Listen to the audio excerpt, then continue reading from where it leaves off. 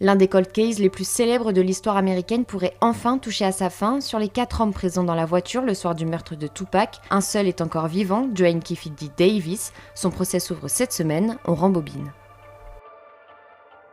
Le 7 septembre 1996, une bagarre éclate dans le hall du MGM Grand de Las Vegas entre Tupac Shakur, proche de l'entourage des Bloods, et Orlando Anderson, membre des Southside Compton Crips, un gang rival. Les deux hommes sont à Las Vegas pour assister au combat de boxe entre Mike Tyson et Bruce Seldon. Après l'altercation, Tupac quitte l'hôtel avec son entourage à bord d'une BMW conduite par Marion Suge Knight, le fondateur de Death Row Records. Il se dirige notamment vers le club 662 où Tupac doit se produire. Mais quelques heures plus tard, sur le Las Vegas Strip, une Cadillac blanche se porte à hauteur de leur voiture.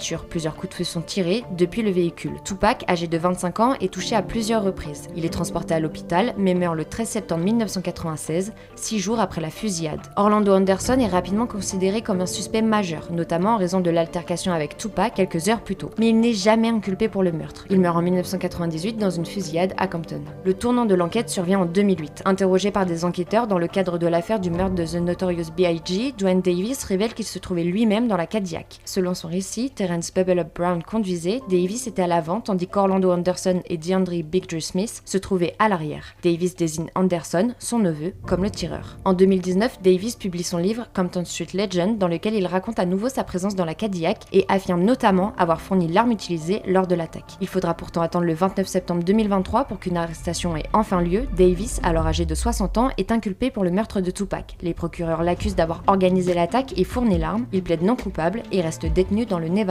Ce 10 août 2026, presque 30 ans jour pour jour après les faits, le principal symbole des cold cases américains connaît enfin son procès devant le tribunal du comté de Clark à Las Vegas. Duane Davis y est à la fois l'accusé et celui qui a le plus